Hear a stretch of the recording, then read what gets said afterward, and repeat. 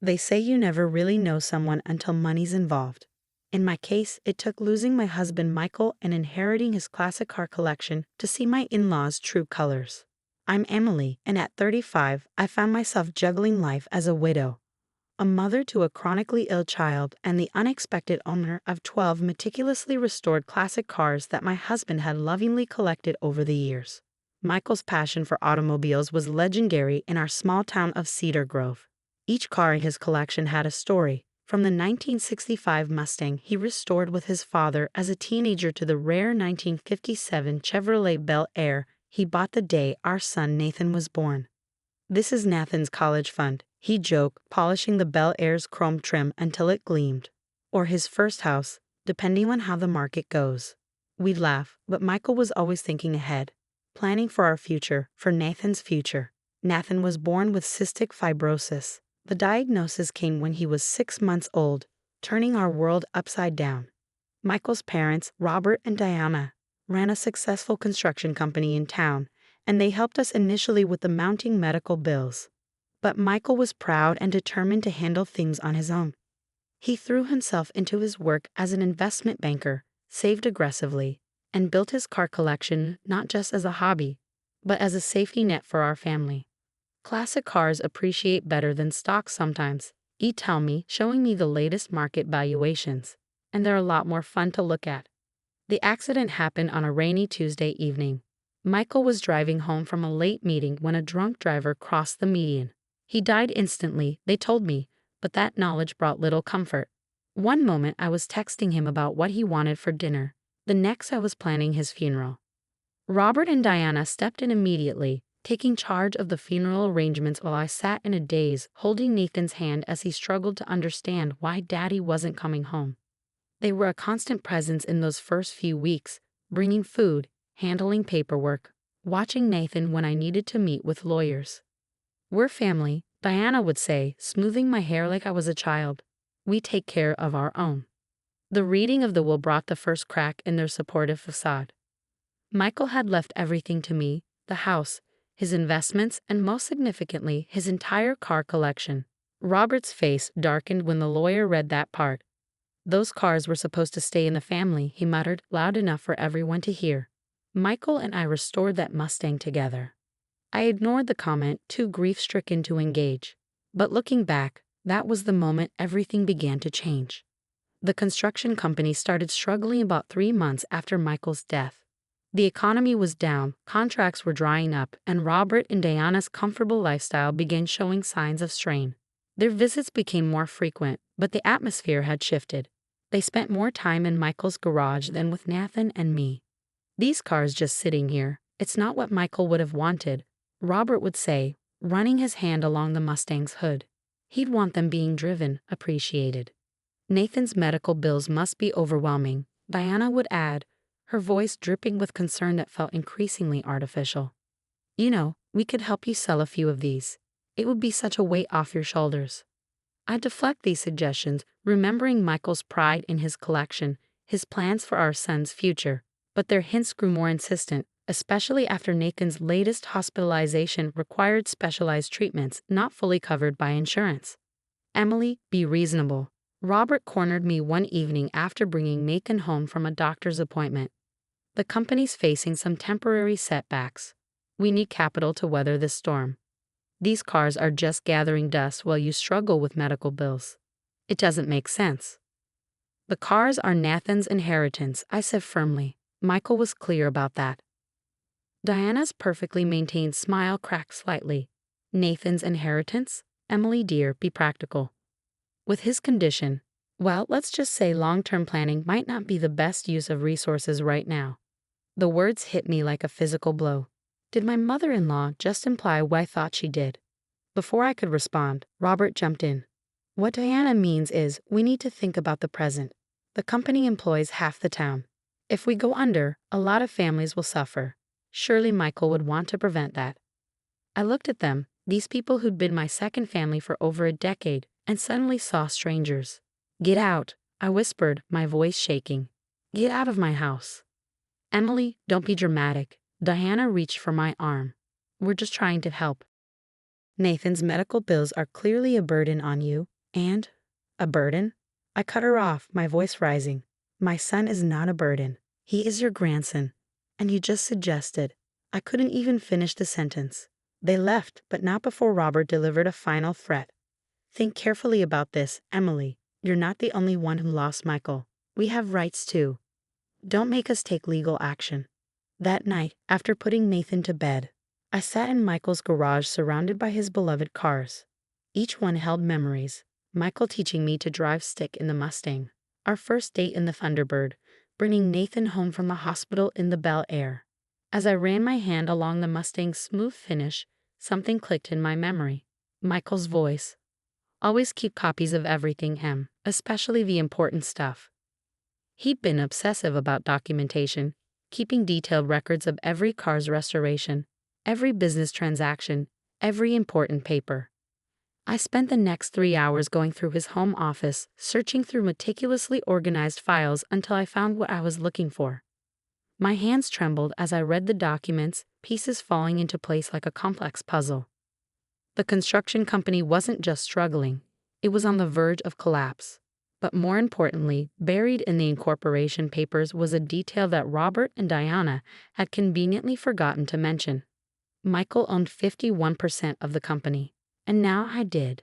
The next morning, I called in sick to work and made 2 appointments, one with Michael's lawyer, James Patterson, and another with his old friend Tom Reynolds, who happened to be a forensic accountant. I needed to understand exactly what I was dealing with before confronting Robert and Diana. Let me get this straight, James said, adjusting his reading glasses as he reviewed the documents I found. Michael bought majority ownership in his parents' company 5 years ago when they were facing bankruptcy. I nodded, remembering how proud Michael had been to help his parents while ensuring the company's survival. He never told them about the ownership structure, said it would hurt their pride too much. They thought he just arranged a private loan through his investment contacts. James whistled low. Well, Mrs. Bennett, as Michael's heir, you now own 51% of Bennett Construction. And these threats from Robert about legal action? He shook his head. They don't have a leg to stand on. Tom's findings were even more revealing. Emily, they've been cooking the books, he said, spreading spreadsheets across his desk. The company isn't just struggling. They've been siphoning money into personal accounts for years. If this gets reported to the IRS, I spent the next week gathering evidence, making copies, and preparing for what I knew would be an explosive confrontation. Through it all, I kept thinking about Nathan, about Michael, about the future we planned together. My in-laws weren't making things easier. They'd started spreading rumors around town about my mental state since Michael's death, suggesting I was making irrational decisions about the family business. Some old family friends stopped calling. Even at Nathan's school, I noticed other parents giving me concerned looks. Mommy, Nathan asked one evening as I helped him with his breathing treatments, why don't Grandma and Grandpa come visit anymore? Are they mad at us? I held him close, breathing in the sweet scent of his hair. No, sweetheart. They're just confused right now. But everything's going to be okay. I promise. The annual shareholders meeting of Bennett Construction was scheduled for the following Friday. Robert and Diana had been pushing me to sign over proxy rights for Michael's shares, claiming I was too emotionally fragile to participate. Instead, I spent hours preparing with James and Tom, understanding every detail of what I was about to do. The morning of the meeting, I dressed carefully in Michael's favorite blue suit of mine, the one he said made me look like a CEO. I dropped Nathan off at Sarah and Jim's house, my closest friends who'd stood by me through everything, and drove to the company headquarters. The conference room was packed with board members, senior employees, and various shareholders. Robert and Diana sat at the head of the table, looking confident and composed. They barely acknowledged my presence when I walked in with James at my side. Before we begin, Robert announced, shuffling some papers, I want to address the elephant in the room. Our beloved son Michael's passing has left us all grieving, but we must think of the company's future. His widow, Emily, holds some shares but has expressed uncertainty about her role. We believe it's in everyone's best interest if. Actually, I cut in, my voice steady despite my pounding heart. I'd like to say something first. Diana's patronizing smile appeared. Dear, perhaps this isn't the best time. These meetings can be quite complex and, as the majority shareholder of Bennett Construction, I continued, raising my voice slightly. I think this is exactly the right time. The room went silent. Robert's face turned an interesting shade of purple. What did you say? James started distributing copies of the ownership documents. Mrs. Bennett owns 51% of this company, he explained calmly. Has owned it since her husband's death, actually, and she has some concerns about recent management decisions. Tom stepped forward next, presenting his findings about the financial irregularities. With each revelation, Robert and Diana seemed to shrink in their chairs. Their carefully constructed facade was crumbling in front of everyone. This is preposterous. Robert finally exploded, standing up so violently his chair toppled backward. Michael would never. Michael did. I interrupted, pulling out one final document, a letter he'd written to his parents, never sent, explaining his decision to buy majority ownership. He loved you both so much he couldn't bear to see you lose everything. So he saved the company quietly, asking nothing in return except that you run it honestly. Diana was crying now, mascara running down her cheeks. Emily, please, we can explain. Explain what? I asked, my voice breaking slightly. How you tried to manipulate me into selling Michael's cars. How you implied my son was a burden. How you spread rumors about my mental health when I wouldn't do what you wanted. The board members were whispering among themselves, looking scandalized. Several longtime employees were shaking their heads in disgust. As of this moment, I announced, standing straight and channeling every ounce of strength I had, you're both suspended from your positions pending a full audit. The board will appoint an interim CEO, and all financial decisions will require majority shareholder approval, meaning mine. You can't do this, Robert shouted. We built this company. And Michael saved it, I replied quietly. The same man whose son you called a burden. The same man whose legacy you tried to steal. They left the meeting in disgrace, but it wasn't the end. Over the next few weeks, they tried everything, tearful apologies, threats, attempts to rally other family members against me. But the evidence was too clear, the betrayal too complete. The audit revealed years of financial mismanagement. Rather than press charges, I offered them a deal, retirement with a modest pension, provided they signed ironclad agreements never to contest my ownership or approach Nathan about his inheritance. 6 months later, Bennett Construction is thriving under new management. I've taken a more active role in the company, learning the business Michael believed in enough to save. The classic car collection remains intact, appreciated in value, waiting for Nathan's future. Last weekend, Nathan and I took the Mustang for a drive. His first time in one of Daddy's special cars. As we cruised along the coast, him chattering excitedly about each gauge and button, I felt Michael's presence so strongly it brought tears to my eyes. Mom, Nathan asked, do you think Dad would be proud of us? I looked at my son, my miracle boy who fights every day with a smile on his face, and thought about everything we'd overcome together. Yes, sweetheart, I said, squeezing his hand. Dad would be very proud.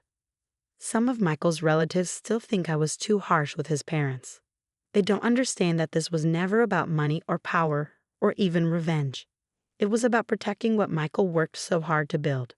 It was about standing up for our son. It was about honoring the love of a man who always did the right thing, even when it was hard, even when it hurt. The cars in our garage aren't just vehicles anymore. They're reminders that sometimes the greatest inheritance isn't what's in the bank. It's the strength to stand up for what's right, the courage to protect what matters, and the wisdom to know the difference between justice and revenge. As for Robert and Diana, I heard they moved to Florida last month. Sometimes I think about sending them pictures of Nathan learning to work on the Mustang, just like his father did. But some bridges, once burned, are better left as ashes. The future stretches out before us like an open road, and for the first time since Michael's death, I'm not afraid to see where it leads, because I know now what he always knew, that the strongest steel is forged in fire, and the truest legacy is the one we build ourselves, one choice at a time.